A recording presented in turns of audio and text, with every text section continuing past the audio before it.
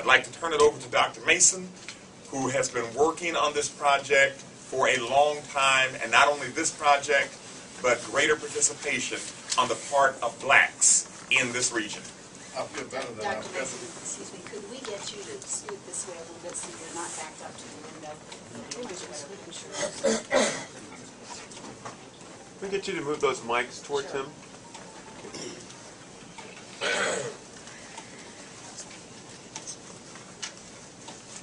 We've had meeting after meeting after meeting to work. That's my concern. My concern is, first of all, that these graduates are able to enter an apprenticeship program because they've gotten the training. I know how we work with them to get them ready for it. And we're not talking about taking journeyman jobs, but we're talking about working under journeyman. I'll make that clear because the media sometimes is saying, well, you know, your folks aren't qualified. They can't work on the bridge, but they can work under somebody who's trained to work on the bridge. That's what we're saying. We don't want any excuses. And I believe that they heard our beck and cry today. And on this phone, the governor's aide was on the phone there listening. And I really think we've reached a degree of success. You know, I'm still cautiously objective about it, cautiously, you know, optimistic about a lot of things here, but I feel a little better today. The other thing I'd like to point to is the strength shown by the greater East St. Louis community. And that's by many people who are in this room right now, and individuals who are here at 5 o'clock who left, but who showed the interest to stand and say, we need to make sure that East St. Louis and the surrounding communities are being counted. They need to understand we were ready to shut this bridge down today. But because of the good news that we received last night, that the governor's staff wanted to be involved in a meeting, the members of this community showed a lot of discipline, even though they were showing a lot of strength and a lot of fervor to go ahead and move forward toward shutting it down. The fact that this community showed that kind of discipline, showed that kind of strength to say we're ready to stand and be counted, just shows another one of the positive reasons we feel so good about the people going to work. If they can show this kind of restraint, suffering, and in many cases starving, could have gone down and created a ruckus, didn't do so. That just shows the positive strength of the greater East St. Louis community. Also want to take this opportunity to continue to commend Mayor Mark Jackson, Mayor James Jones, other mayors who have been with us standing, like Mayor Randy McCallum, Mayor Tyrone Eccles, and others who are here to continue fighting for their people and fighting for the people of this entire region. At this point, we turn it over to the media for any questions that you have. Gentlemen, what about the unions? Were there any union leaders at the table, and is this going to be a problem? Because isn't it the unions where the barrier has existed? No, we anticipate that we're going to have a positive working relationship. We think, Betsy, long story short, that every element of what we need to get accomplished here is going to be accomplished. Now, you hit a key point. The unions will be a very key point.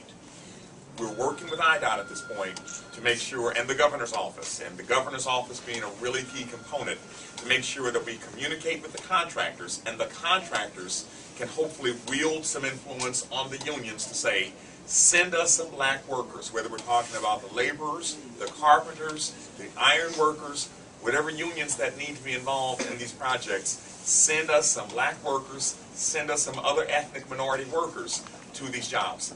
The contractors make the difference in those decisions.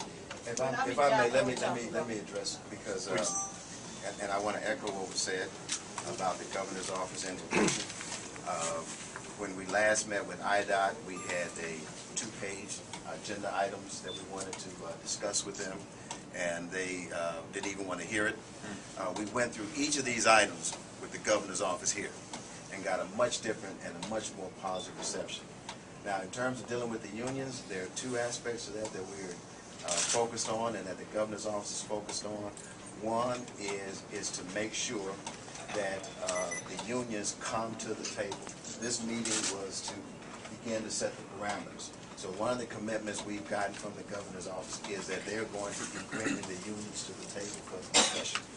The other important aspect of this is the project labor agreements, the PLA agreements. We are insistent, and they are in agreement, that those PLA agreements be negotiated so that they call for a percentage of blacks and minorities to work on these projects. So we have the commitment to have those negotiations on the PLAs which apply to these projects. Mr. Mayor, can I speak? Hold on for a second. Let's address the media first. Okay. Carolyn, you had a question? Do we know how many jobs this will bring about? Did you discuss in a certain number of jobs? No, not yet. Some of the specifics still have to be worked out, and it's going to vary based upon the project, the size of the project, and the number of people that will be required in each job. We're asking that the contractors, those who have those contracts, come before us, and we can negotiate then, you know, how many people that they can accept. Some of them have lucrative contracts, and we want to make sure, and they've agreed to that. Has there been any kind of discussion about some of the issues that you discussed here today? We'll give some general statements. We discussed percentages that we'd like to see, making sure that we continue to increase the level of minority participation. We discussed making sure that those individuals who have been trained in the MEVCO training program go to work.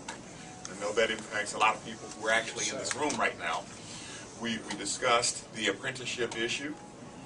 We discussed making sure to influence the contractors, to influence the unions, to send union workers who happen to be representative of the population in this area.